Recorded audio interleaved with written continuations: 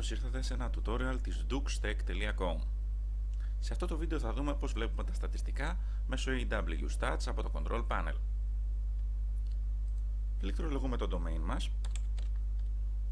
κάθετος cPanel και μας ζητάει όνομα χρήστη και κωδικό. Συνήθως το όνομα χρήστη είναι τα πρώτα 8 γράμματα του domain μας.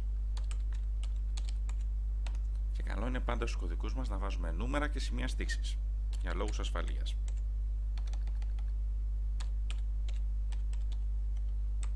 Αφού πληκτρολογήσαμε και το κωδικό μας, μπαίνουμε στο Control Panel μας. Πατάμε στο AW Stats, μας δείχνει το domain μας και πατώντας View μας ανοίγει σε ένα νέο παράθυρο τα στατιστικά στοιχεία της σελίδας.